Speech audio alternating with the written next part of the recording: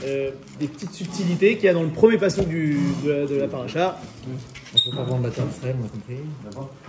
Quel rapport avec la vente d'Israël, hein? Hier, Quel rapport avec le chiot, hein, Israël? Quel rapport avec le chiot? Si, il y a plein de... Il y a, mais bon. Il faut que j'alterne un petit peu parce que sinon je vais me faire censurer.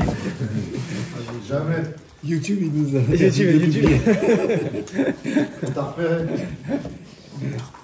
Non. Signaler cette vidéo. On a le premier passage de la paracha, que vous connaissez tous. Je suis sûr que même vous connaissez Rashi par cœur. Ouais, enfin en tout cas l'idée de Rashi.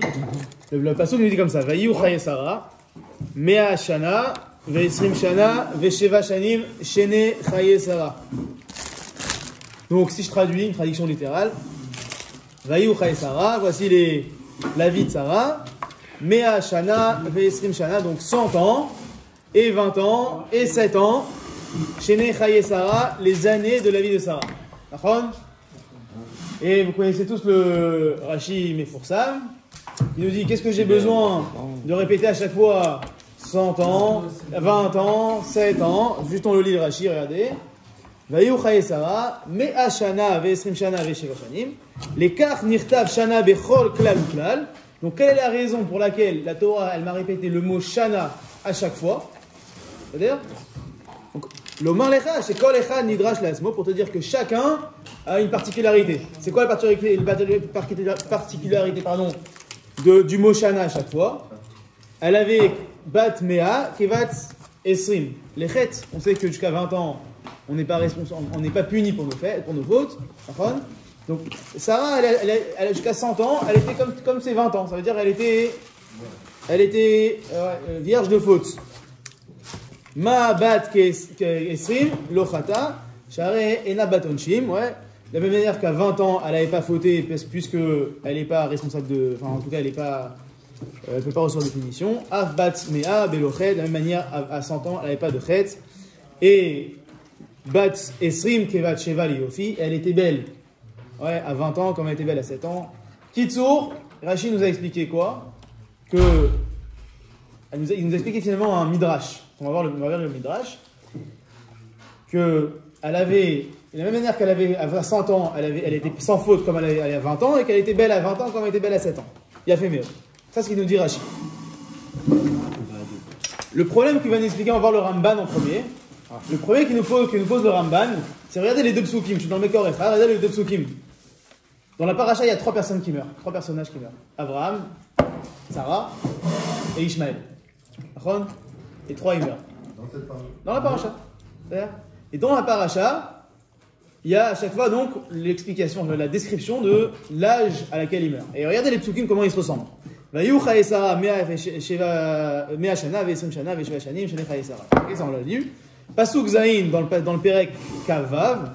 Ve'ele yeme shene chaye Abraham. Asher chay. Et voici les jours des années de la vie de Abraham, Asher chay qu'il a vécu. Donc, vous voyez la différence avec Sarah. Ici, il y a en plus Yémé, Shene Chaye Abraham. Là-bas, il n'y a pas Yémé chez Sarah. Asher Chay, qu'il a vécu. Et il n'y avait pas Asher Chay chez Sarah. Mea Shana, par contre, on continue. Mea Shana, Veshivim Shana, Vechamesh Shanim. Donc, la même Chalouka. Et pourtant, est-ce qu'on dit pour Abraham il était à 100 ans comme il était à 20 ans, et qu'il était beau gosse à 20 ans comme il était beau gosse à 5 ans? On va à 70 ans, on ne dit pas ça. D'accord? Donc pourquoi on n'explique pas que le Midrash ne nous dit pas la même chose? Troisième question, c'est Ishmaël. La même chose. Me'at shana ushloshim shana ve'sheva shanim. Donc lui aussi la même chose. Il était sans chet à Ishmaël. Nagui qu'il a fait tchouva comme nous dit Rashi ici. C'est-à-dire, il y a marqué Vaïkva Vayamot. Ouais, le Rashi Vaïkva Vayamot, c'est quoi Vaïkva? Il n'y a que les tzadikim qui est marqué Vaïkva. C'est-à-dire qu'à la fin il est mort comme un tzadik Ishmaël. Avaladain, comment t'expliques? Regardez le Ramban, je suis passé au Mekor Arba. Non, Mekor Arba. C'est comme ça qu'il faut parler en fait. Ça veut rien dire ce qu'il a dit Rashi. T'as train de refuser Rashi là. Ouais, c'est-à-dire qu'a priori. Ou alors que tous ont vécu avec. Mais le Midrash il dit pas ça. La beauté et tout. Le Midrash il dit pas ça. C'est-à-dire, il a fait. Regardez, c'est du Ramban. Mea Shana, je suis dans le Mekor Arba, ok? De l'autre côté, John. Je suis dans le Mekor Arba, ça, de l'autre côté. Numéro 4. Mea, regardez, c'est dire. Mea Shana ve'esrim Shana leshon Rashi. l'écart nirtav shana bechol klal veklal, l'omer lecha shekol echad nidrash la'atzmo.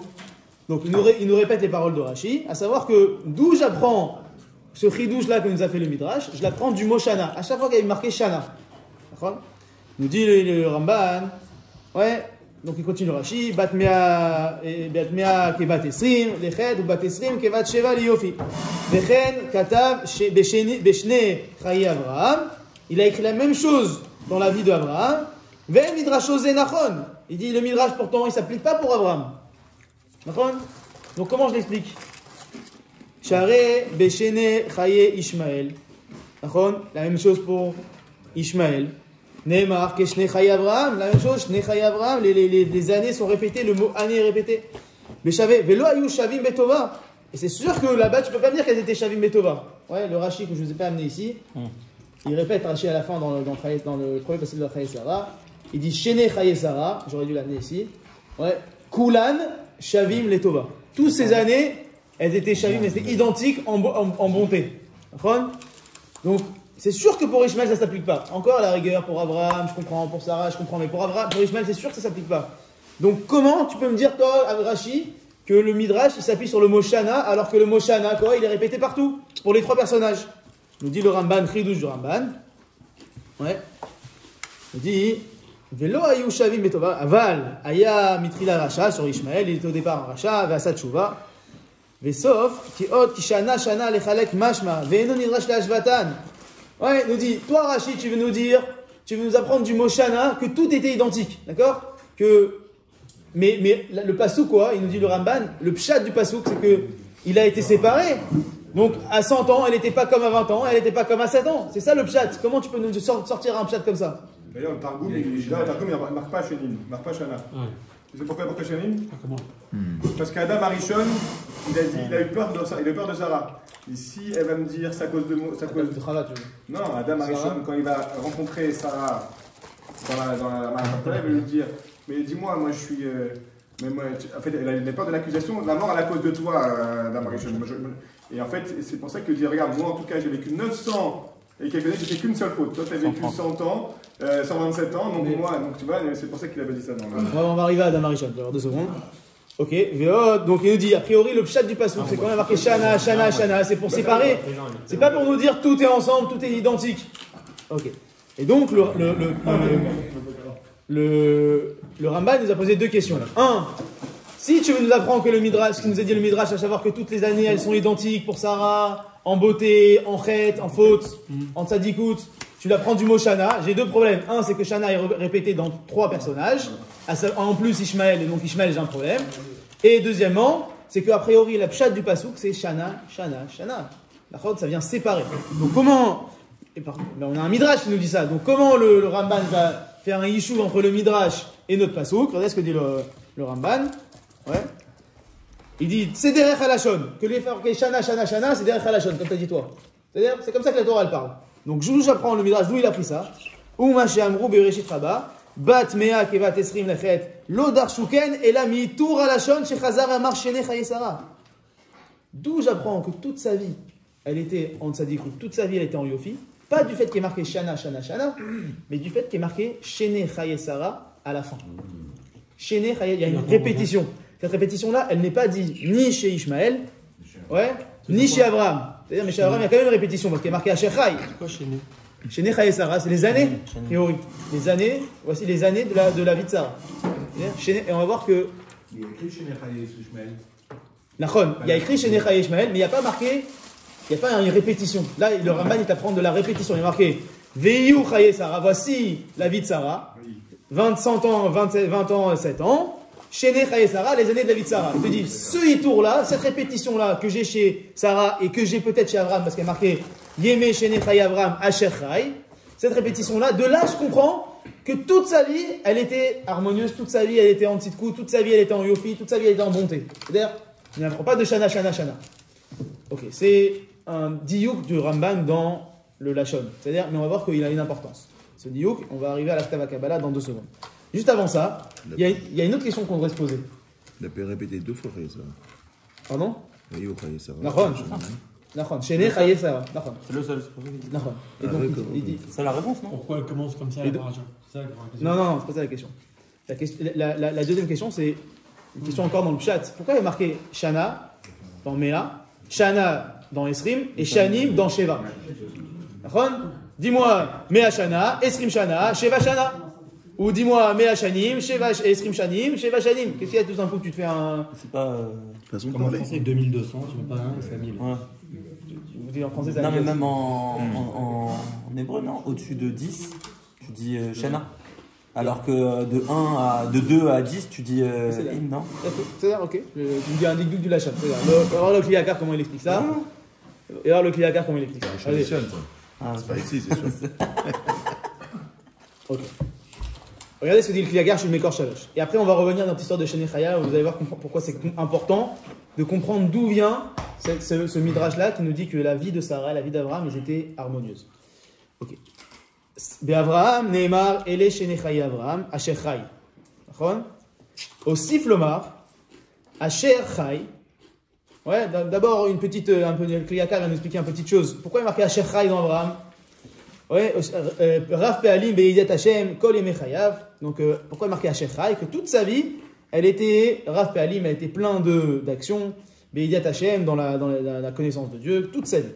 Ki ben Shalosh Shanim Ikir Boro. À partir de 3 ans, il a commencé à connaître son créateur. Ma Shenken B'Ishmael, Shasat Tshuva Bevo Bayamim. Par contre, Ishmael qui a fait Tshuva plus tard, c'est-à-dire, Nachon, alors, alors, il n'y a pas marqué Asher Chai. Ou Besara, lo ne'emar Asher Chaita. Pas marqué Asher Chaita. Pourquoi il n'est pas marqué chez Sarah? Ki Aisha yesh la tsar leda, ve'erayon ve'reshut ba'ala alea. Ouais, Asher Chai, c'est une vie de plénitude. Abraham, il a vécu une vie de plénitude toute sa vie. C'est-à-dire, à partir de 3 ans, il a connu son créateur. Sarah, excuse-moi, Ishmaël, il n'a pas vécu une vie de plénitude toute sa vie. Parce qu'au début, c'était un rachat. Sarah, on ne peut pas dire qu'elle a vécu une vie de plénitude parce que c'est une femme. C'est-à-dire que la femme, elle a un tsar dans la Léda, elle souffre à la naissance et elle a la réchoute de son bala, c'est-à-dire elle est sous le réchoute de son mari. D'accord? Alors c'est un mal ça? Then, tu peux pas dire qu'elle est chaï. Maintenant, il parle pas de maintenant. C'est-à-dire, toute sa vie, elle est chaï. Bien sûr, non, mais Cache C'est-à-dire, l'investigation. Ve'en kol emen ikru chaim, ve'esh omrim. Ok, une deuxième explication. Yesh omrim, she'Avraham lo chai kol yamav aktsuvim lo. Il y a une explication qui dit qu'Abraham, il n'a pas vécu toutes les années qu'il aurait dû vivre. Pourquoi? Ouais, regardez ce qu'il dit. She'are nirseru min yamav chamesh anim. Il aurait dû vivre Abraham, pas 175 ans, mais 180 ans. Il a vécu que 175 ans. Pourquoi? Qui déchelo irait et Esav yotzel et Tarboudra. Pour pas qu'il voit son petit-fils Esav, ouais, sortir, faire le mal. C'est-à-dire, la carte d'Emar Ashechai, c'est pour ça que la nous dit Ashechai qu'il a vécu. Mashma, nous dit le Kliakar, qui est Hashanim Aya Chai. Ces années-là, il les a vécus. Miklal Shesh Odiami Machirim Shayu Ruim Elav Kefitivo, Velo Aya Chai Baem. Il y a d'autres années qu'il aurait dû vivre et qu'il n'a pas vécu. Voici les 175 ans qu'Abraham a vécu. Ashechai, nous dit le Kliakar, il y a des années qu'il aurait dû vivre et qu'il n'a pas vécu. C'est-à-dire, c'est quoi ces années qu'il aurait dû vivre et qu'il n'a pas vécu? C'est les 5 ans que Akash lui a enlevé pour pas qu'il voit le tsar de Esav. Ouais. Qui c'est qui dit que c'est 5 ans en plus? Comment on sait que c'est 5 ans? Peut-être un midrash, Raph. Je crois que c'est un midrash. Le Zocher. Ok. Ah, c'est-à-dire, ok. Il prend dans le עכשיו, Uma Shenema Mispar Gadol. Maintenant, pourquoi, encore une fois, je reviens à notre question.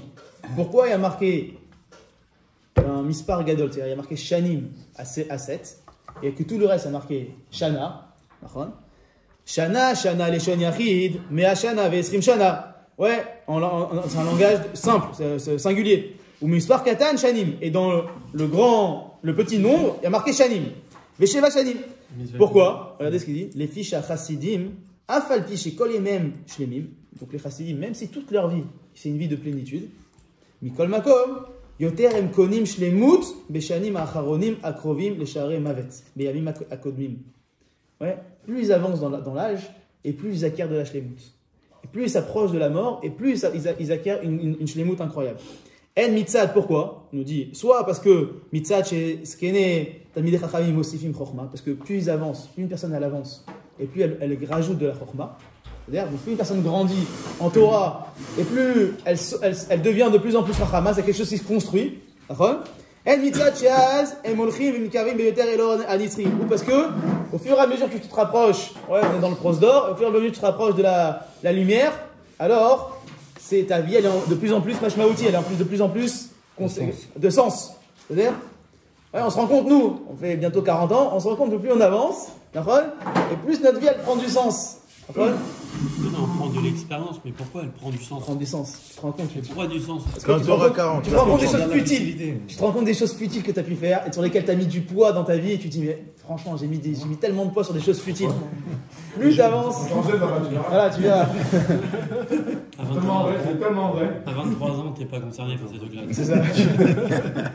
Et plus tu avances. Je peux garder 5 minutes. Non, à chaque âge, tu as tes futilités. C'est-à-dire, mais plus on avance. Tu peux pas comprendre, toi. Mais plus on avance, et plus on avance dans la vie, et plus on saura mettre le mot futile sur des choses véridiques, c'est-à-dire sur des choses vraiment futiles, et les choses vraies, amitiés sur lesquelles on doit mettre du temps, de l'énergie, de l'argent, etc. Notre force, on saura la placer. Et plus on avance dans la vie, et plus on est tzaddik, et plus on ajoute de la chorma, et plus on ajoute de la chorma, et plus on se rapproche de cette vie éternelle-là, qu'on sait, on commence à entrevoir qu'est-ce qui est important, qu'est-ce qui n'est pas important. C'est-à-dire, et nous dit le Alken, Kol Hashanim Akodmim Ener Shavim Neshana. Et donc, nous dit le Kliyaka, toutes les années, les 120 ans ou les 170 ans d'Abraham, c'est Shana. C'est-à-dire quoi Shana? C'est-à-dire que tu n'as pas encore acquis cette chorma-là, cette harmonie-là, cette compréhension-là de ce qui était important ou pas. Tellement, même Abraham, jusqu'à 170 ans. Par contre, il dit, Ener Shavim Neshana. Achat, Be'erech Hashanim Acharonim. Donc, 1 an par rapport à toutes les années de plénitude et de compréhension qu'il a vécu Abraham ou Sarah les 7 dernières années ou les 5 dernières années. Donc c'est pour ça qu'il y a marqué au pluriel Shanim, parce que ces dernières années de la vie d'un homme, c'est les années les plus, pas importantes, mais les plus conséquentes, sur lesquelles tu as le plus de chorma, tu as acquis le plus de choses, tu te rapproches le plus d'Akadosh Baruch Hu. Plus tu avances dans la vie, plus c'est comme ça. Et il nous dit le Kliyaka, c'est ça que vient de nous apprendre le pasuk en disant Shanim, et pas Shana pour 7 ans et pour 5 ans, mis à part le dikdouk que nous a fait Morgan. C'est-à-dire, tout à fait. Extraordinaire. Donc, où on en est maintenant? On a expliqué dans le Passouk. On a expliqué Rashi. Juste je répète, après on va passer au Ketava Kabbalah. On a expliqué que Rashi nous apprenait, donc, il nous a amené un midrash qui nous disait quoi? Que la vie de Sarah c'était une vie de plénitude. Et en fait qu'elle faisait pas de fautes, et en Yofi. C'est-à-dire une pleine plénitude, et cette vie de plénitude-là, a priori, on l'a chez Abraham aussi. On a vu la couchia du Ramban, qui nous a dit 2 couchiotes. 1. Comment tu peux nous dire que c'est une vie de plénitude?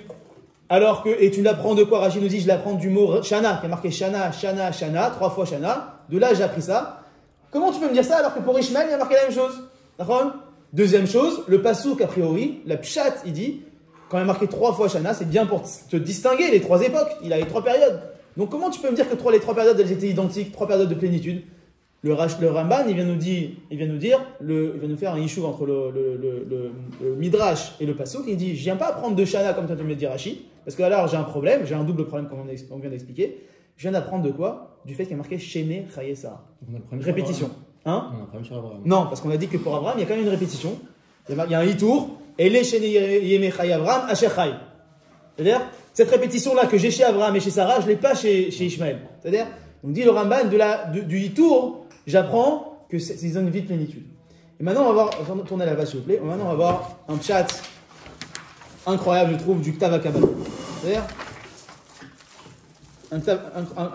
un pshat, tout à l'heure, Jonathan t'a demandé ça veut dire quoi, Shene Chaye Sarah. D'accord? 2. Alors, tu peux dire 2, tu peux dire, a priori, comme on a expliqué nous, les années. C'est-à-dire quoi 2? Quoi 2 vies de Sarah? Regardez ce que dit le Ketava Kabbalah. Ok. Et donc quoi? Que avant les enfants. Avant d'être marié. Avant d'être marié, Une femme qui n'a pas d'enfant, malheureusement, elle n'a pas fait son action de. Alors ça va pour une femme. Ok. Marie qui l'a dit avant le mariage. Comment t'expliques? Comment t'expliques? Comment t'expliques? Non, mais si tu dis ça, je veux bien. Mais si tu dis ça, alors t'as un problème parce que tu peux pas dire que la vie de Sarah avant d'avoir un enfant c'était la même qu'après avoir un enfant. Et là pourtant, Rachid te dit que c'est quoi Shene Chaye Sarah, Kulan Shavim Letova. Tous étaient ensemble. Tu peux pas dire que la vie de Sarah avant d'avoir un enfant elle était aussi bien qu'après avoir un enfant. Non, justement, évidemment qu'il y a un dikdouk sur les Tova.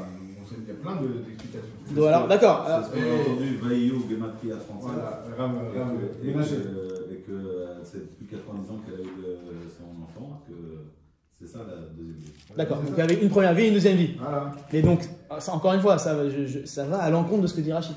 Toute sa vie, c'était une vie de plénitude. Et ben là, on le trouve dans le Targum Onkelos. Puisque le Targum Onkelos, il fait merveille. Voilà. Bon. Ok, très bien. Maintenant, je vais vous proposer Je vais vous proposer un autre chat. C'est le chat du Ktav Kabbalah, de Rabbi de Kulenburg. Donc des fois on l'amène. C'est un rabbin qui était allemand, qui a vécu il y a 150 ans, 170 ans comme ça, de mémoire. Et c'est un rabbin qui a beaucoup travaillé contre la scala, l'assimilation des juifs, etc. Regardez ce qu'il nous dit. Donc, j'aime bien ce pirouche-là, il est intéressant parce qu'il remet en lumière beaucoup de problèmes qu'ils avaient il y a 200 ans, mais qu'on a toujours aujourd'hui. C'est des choses qu'on vit aujourd'hui au quotidien. Il nous dit le Ktav Kabbalah. Itorero amefarshim al itur ma'amar ze. Pourquoi il y a une répétition dans le pasuk de Sarah? Achar shekvar ikdim vayucha Sarah. Puisqu'on nous a déjà expliqué vayucha Sarah. Le pasuk nous a déjà expliqué. Voici les années de la vie de Sarah. Ok. Et Nirali chez Yodi ou Bézé Mala Gdola Venifla chez Sarah Imenu. Nous dit le Ktav Kabbalah. De là, je vais apprendre une Maala incroyable qui est Remouza dans le Midrash qu'on a amené, que Rashi amène, et Remouza dans ce que dit le Ramban aussi. Vézé, Adam le Maalato, Alkol Anivraim. L'homme, il a une Maala, il a une dimension supérieure de tous les autres Nivraim, de toutes les autres créatures du monde. Pourquoi? Mitzad Arkavato, Michomer Afar, Ve'anefesh, Michomer Aefer, excusez-moi, Ve'anefesh Aruchani. Parce que du fait qu'il soit construit d'une dimension matérielle et d'une dimension spirituelle.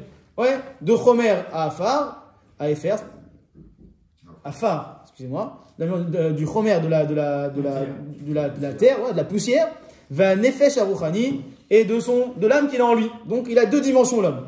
Et ça, cette dualité, c'est le seul qui l'a. Aucune autre créature sur terre a ça. On a des créatures qui sont que Shmemim, les malachim. On a des créatures qui sont que Artzim, les animaux, les arbres, les rochers, ce que vous voulez. L'homme, il est entre les deux. Yesh lo me'ala alehem mitzad anagato et tatzmo. Et donc l'homme, il a une. Normalement, il y a une feuille avec des notes. Quelqu'un a une feuille avec des notes? Tiens, t'as peut-être pris mes notes. Bingo. Anti-sèche. Ok. Non, j'étais pas sûr de la Tatsmo, j'avais noté la Tatsmo. Voilà. Mitzad Agato Tatsmo. Donc, l'homme, il a une Maala, il a une dimension supérieure à tous les autres. Pourquoi? Parce qu'il est capable, encore une fois, de la Nig et Tatsmo, avec ces deux dimensions-là. La dimension spirituelle et la dimension terrestre, dimension matérielle. Qui colle Broué Mata, Enam Chaim, Rak Chaim Vashim. Tous les créatures de la terre, ils ne vivent qu'une dimension terrestre. Vabrouim Ailionim Chaim Aruchanim Livad. Et toutes les créatures célestes ne vivent qu'une dimension du ciel, Ruchani, spirituel. L'homme, il est vraiment entre les deux, comme on a dit. Aval Adam, Miyuad, Kolzot, Kolzman et Yoto Lichiot Chaim Kfulim. L'homme, il a une vocation à vivre une vie Kfulim. C'est quoi Kfulim? Double. C'est-à-dire Gamblé. Chayut Gashmi, Ve Chayut Ruchani. D'accord? Une vie spirituelle et une vie matérielle. Et a priori, on pourrait croire que c'est l'homme, il a deux masloulim, il a deux parcours dans la vie, il a deux chemins, il a deux, comment on dit, deux trucs hein? Pas de porte, il n'a pas de porte, justement. Il voyage sur deux routes en même temps. La route spirituelle et la route matérielle. D'accord? Chayut Gashmi et Chayut Ruchani.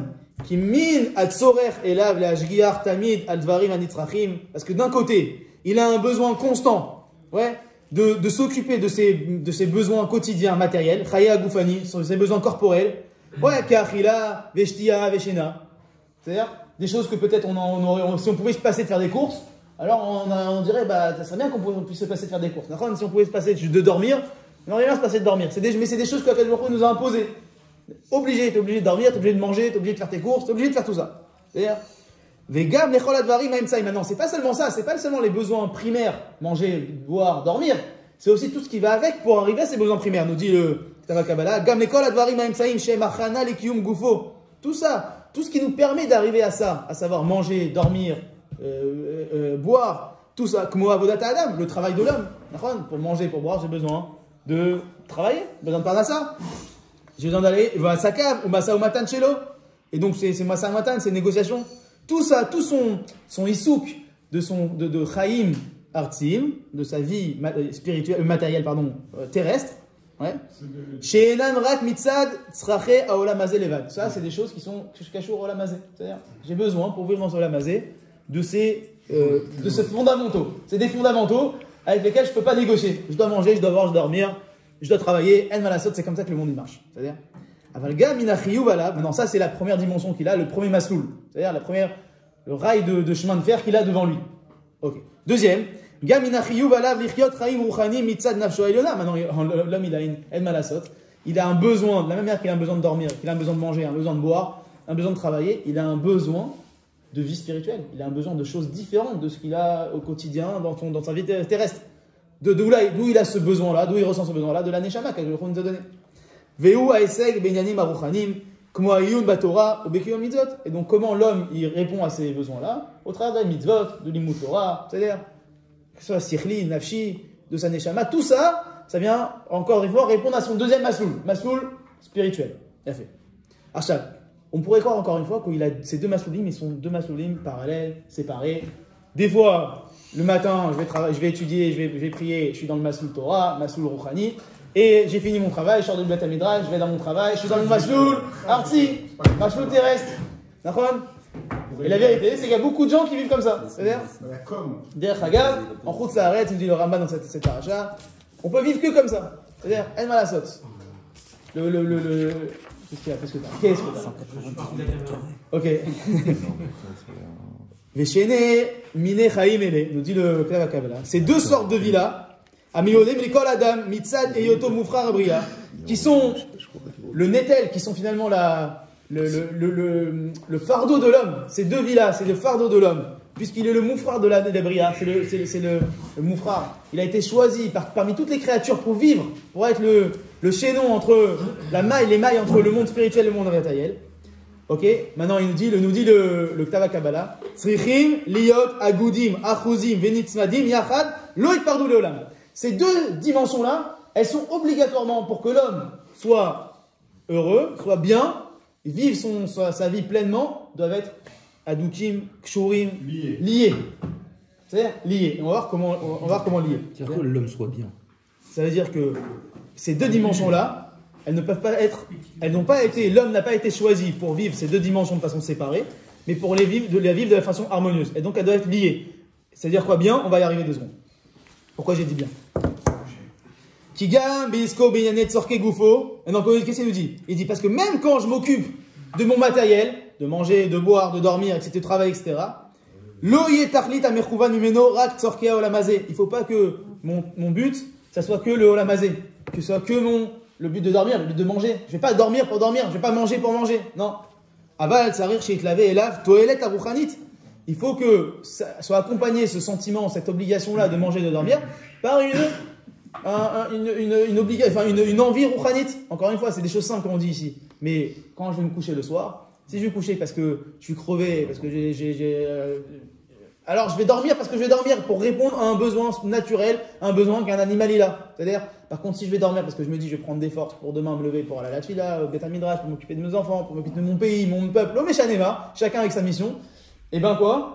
Alors ce dodo-là que je vais faire, ouais, ça restera un besoin quand même. Ça reste un besoin, mais là j'ai lié les deux. Là j'ai lié les deux. J'ai changé en changeant ma kavana, j'ai lié les deux. J'ai créé en fait, j'ai dit mon besoin, quand tu me l'as créé, ok, mais je vais utiliser ce besoin-là à des fins spirituelles. C'est-à-dire, ok. Kechol. Maintenant, encore une fois, finalement il y a deux sortes d'erreurs. Il y a l'homme qui dit, moi je vais choisir la vie spirituelle, la vie matérielle. Il y a des gens qui choisissent que ça ou que ça. Il y a des hommes qui disent, ok, j'ai une vie spirituelle et j'ai une vie matérielle, Baruch Hashem, mais qui vivent de façon complètement scindée ces deux vies. Nous dit le Ktav Kabbalah, ouais. Non mais pas juste question. Pourtant, entre guillemets, comment ça fait que le Baruch il a fait que la vie spirituelle, entre guillemets, paraît moins vitale pour nous? Quelqu'un qui ne mange pas, qui ne boit pas, qui ne dort pas, il meurt. ça ne fonctionne pas du tout. Un mec peut faire le choix de se détacher, de détacher la vie spirituelle, pourtant il va continuer à vivre sur le matériel. Et pourtant on dit que Il y a moins de vitalité dans la spiritualité. Pourtant on dit que tzadikim mitatan chaim chaim, c'est-à-dire que la vraie vie, c'est-à-dire t'as raison. Mais les tzadikim dans leur mort ils sont appelés vivants. C'est-à-dire que c'est vrai qu'on a ces besoins-là, c'est des besoins. On vit sur terre, on vit pas dans les cieux. D'accord? On vit sur terre. Et donc vivant sur terre, on a des choses qui sont primordiales pour vivre sur terre et c'est des besoins vitaux. Et tu as raison qu'on pourrait vivre sans Torah, a priori, mais on va voir que quelqu'un qui vit sans Torah, un rachat qui vit sans Torah, il est appelé Met ici. C'est-à-dire qu'il vit comme un animal, il vit comme un lézard, le gars. Très bien. Mais ça ne pas une vie. Il ne vit pas sa vie d'homme, il vit une vie d'animal. C'est-à-dire, donc on galvaude le terme vivre. D'accord? Ok. Donc pour l'instant on dit des choses pshutim. ככל הדבר אדם מצד מעלתו צריך תמיד לשקול במאזני שכלו לצריך תכלית נפשי רוחני בכל תשמישיו. Donc il faut que l'homme dans chaque chose qu'il fait, dans chaque utilisation de la vie matérielle, il rajoute de la vie spirituelle. כי רק בדרך זה ממלא התכלית המכוון בהרכבתו גשמיות, parce que seulement en faisant ça, l'homme il répond à cette mission-là, de savoir d'être et gashmi et ruchani. Et c'est le seul qui a ça. Ok, je saute, ok. Mais voir miser, ouais, j'ai sauté 3 lignes, mais voir miser, qui a Osher à Amiti, le vrai bonheur, la vraie richesse. C'est quoi la vraie richesse, messieurs? Les Adam, ou Beyoto, Chaim, Kfulim. C'est de vivre une double vie. Mais pas une double vie scindée, une double vie unie. Chaye Agouf, Im Chaye Nafshi. Ouais, une vie de son corps avec une vie de sa neshama ensemble. Mitasek, binyane gashmi, vechavana, toelet, ruchani. Ouais, ve'al dererze, uchay, aolamazé, metzurach, uchay, aolamaba. Comment je vis mon olamazé et mon olamaba? Comme ça, en vivant ma dimension de terrestre avec ma dimension céleste, ensemble, l'un avec l'autre. Vezeu, regardez ce que nous dit le Kla Kabbalah. Vezeu, sheida, a Torah, al Sarah, imenu. C'est ça que veut nous dire la Torah, le pasuk, Shene, Chaye, Sarah. C'est pas les années de la vie de Sarah, c'est Shene, les deux vies de la vie de Sarah. Sa vie matérielle, sa vie spirituelle. Sa vie céleste, sa vie gashmi, sa vie ruchani. Regardez ce qu'il dit le Kla. Zeu, sheida, a Torah, al Sher Sarah, imenu, shebechol, mesher zman, amidata baretz, anesama alazo. Dans toute sa vie terrestre ici, c'est-à-dire, Aïta Chaim Kfulim Aniskarim. Elle vivait ces deux vies-là. La vie, une vie double. Vezeu, chez Amara Katouf, Shne Chaye Sarah. Voici ça qu'a dit le Katouf, Shne Chaye Sarah. Les deux, pas les deux vies de Sarah, pas les années de la vie de Sarah, mais les deux vies de Sarah. Retsunoma, ouais. Shelo Aïta Chayut Gufani Levad. Ouais, Aïta Metzuref et Gam Chayot Aruchani, les fizé Milad Shene, ouais, Shem les Mispar Azugi. Il nous dit le Kla Kabbalah, c'est pas Shene, c'est pas les années, mais c'est le numéro 2. Les 2 années, les 2 vies de Sarah. Ok. Attends, mais ça laisse entendre que Sarah elle a eu une vie matérielle et qu'elle a su la lier à la vie spirituelle et qu'il y a un but dans cette vie matérielle. D'accord. Elle aurait une vie matérielle. Bah, pourquoi elle n'a pas mangé, elle n'a pas bu, elle n'a pas eu des enfants,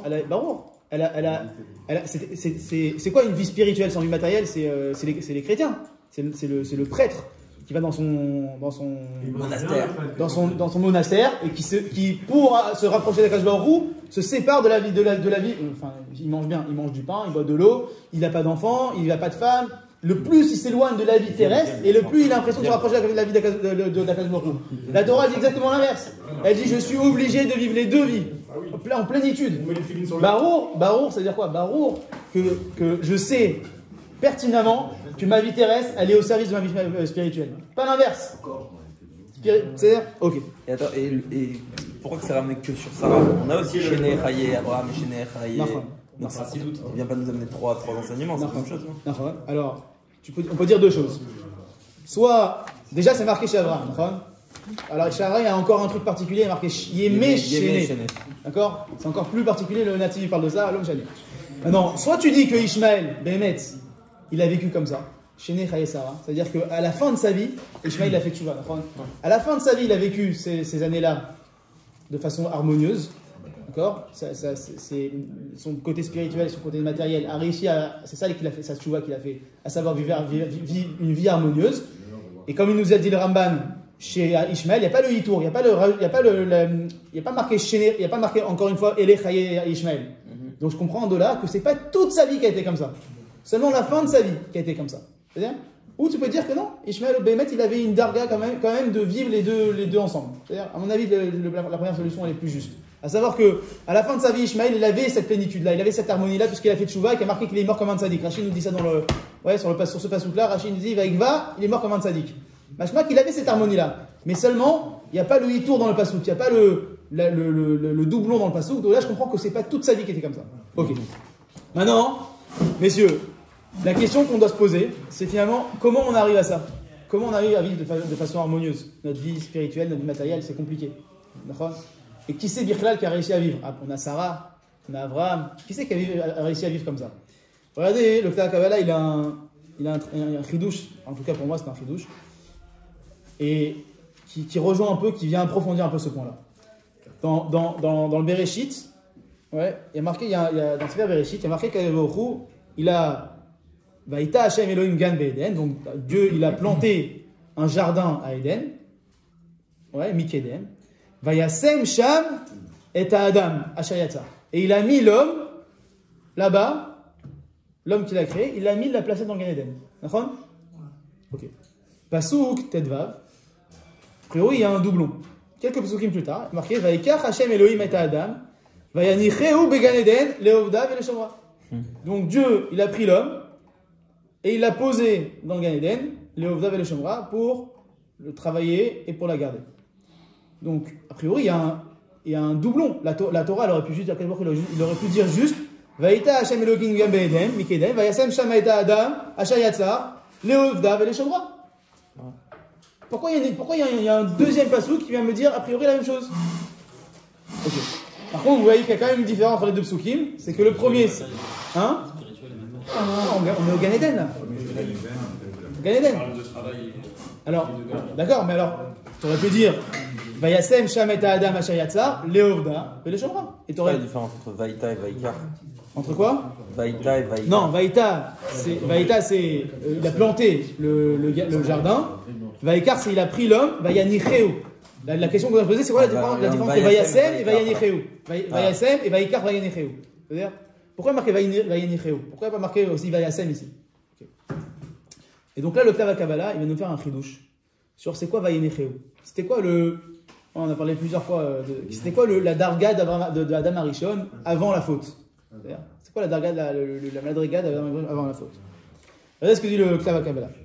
Ou Kinyan Ruach Amakom Nocha Imanu. C'est quoi Vayanicheu?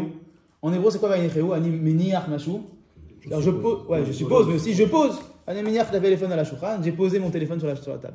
Mais la racine, elle vient d'autre. Il y a une autre mashmaout à cette racine-là. La noire. Ouais, la noire. Menoucha. Se détendre. Ouais, se détendre. Enfin, Menoucha, le repos. C'est-à-dire le repos. Menoucha vesimcha. Moi, je pensais Menoucha vesimcha. Ouais, la chanson, Menoucha vesimcha. Le repos et la joie. Or, la Yehudim, c'est là. Or, la Yehudim. Non. Vous allez voir le chidouche du Kta Kabbalah, c'est quoi la Menoucha? Ok. Ouais, donc il nous amène les psukim qui dit Ruach Hamakom Nocha Imano, ouais, qui est bien avec lui, qui est une Nocha avec lui, Ruach Hachamim Nocha Imano, etc. Umenze Gam Bemikra, ouais, Penay Yelchou, Vanichotilach, ouais, ma face partira et Vanichotilach, et je te ferai du bien quand même. Ta'amo, et c'est Lecha Nachat Ruach. Donc, je vais te faire du Nachat Ruach. Je sais pas comment traduire Nachatoire en français. Comment on dit en français Nachatoire? Pas. Du kiff, ouais. Le kiff. Le kiff. Ici, le kiff, il est trop extrémiste. Donc, noir. Il a fait. Qui colle d'avar. Un rêve la dame. Ou même silo ta'anoug. Iten menoucha ou margoa les nachos. Chaque chose qui est bon pour l'homme. Et même si l'autre ta'anoug et qu'il y trouve dedans un ta'anoug, un plaisir, il va donner à l'homme une menoucha. Une menoucha. Bon, cette menoucha, des fois, elle peut être complètement biaisée, elle peut être fausse. L'homme pense qu'il est en menoucha, mais il n'est pas en menoucha. Mais en tout cas, l'homme qui va répondre à un besoin, il va trouver une menoucha dans ça. Il nous dit le Klav Kabbalah. Et donc, Vayanicheu Began Eden, c'est-à-dire quoi? C'est-à-dire qu'il l'a posé dans un endroit où il est en menoucha. C'est-à-dire il a une plénitude, il a une harmonie, il a une menoucha, un repos. C'est-à-dire.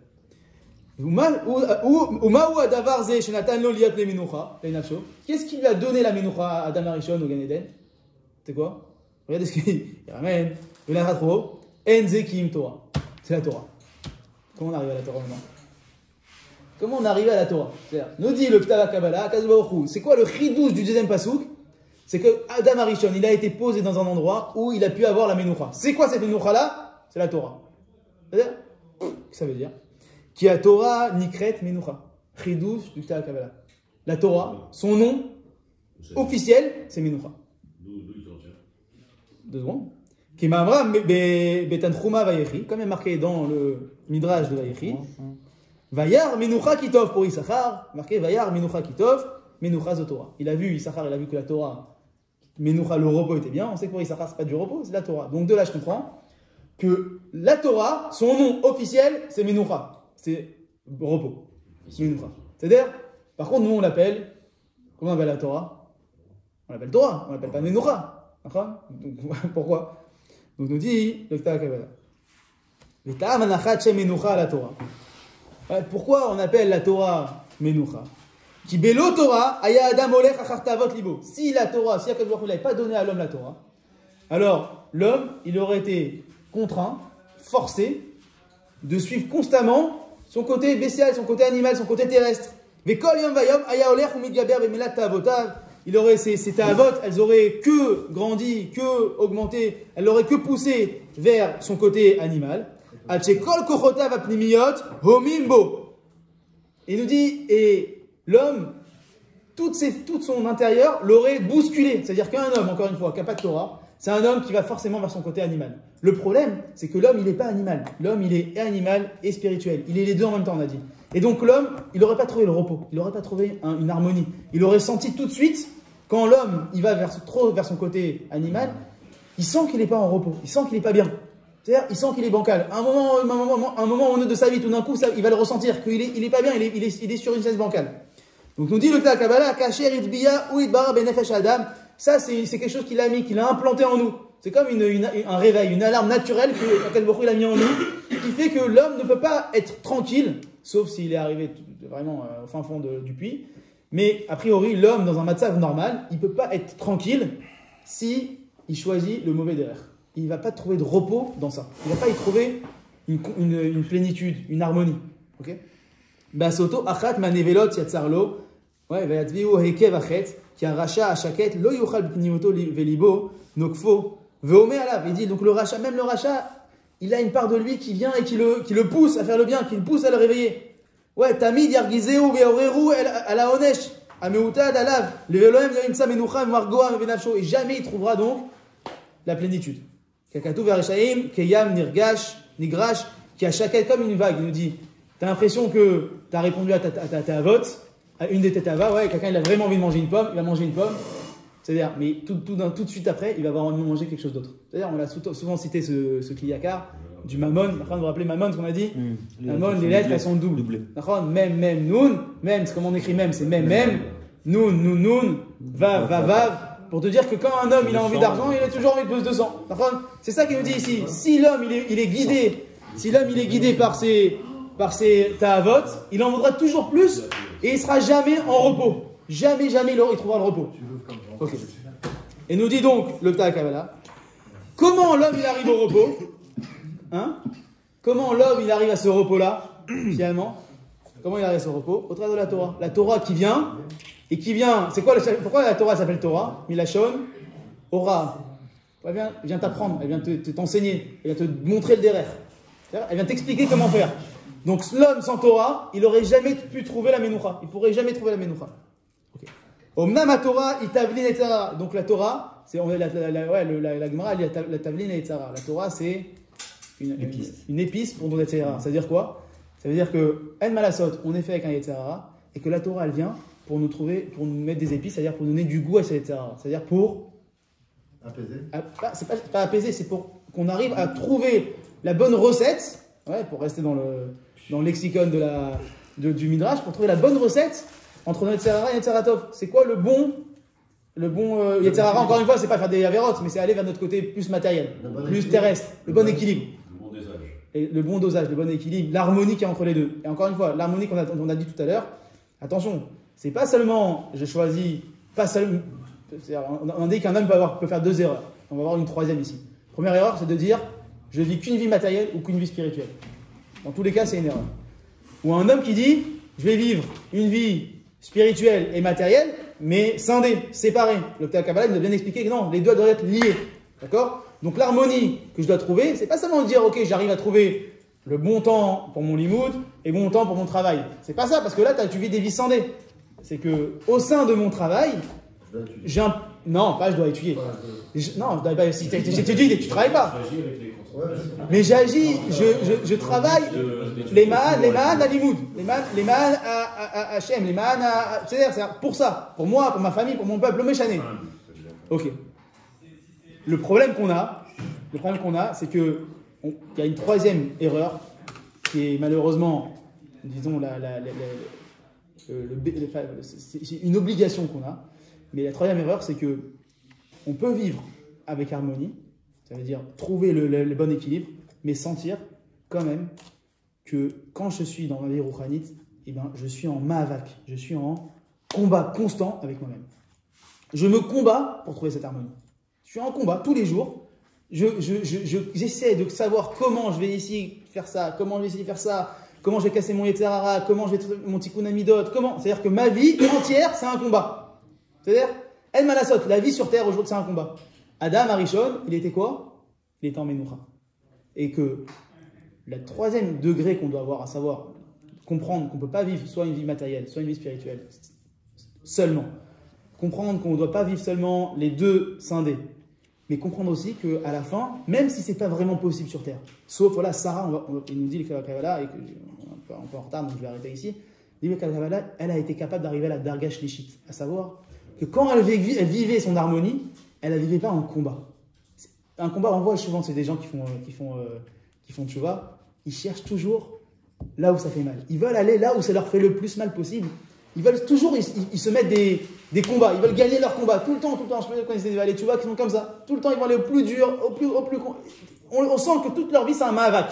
C'est-à-dire, l'idéal, c'est pas ça.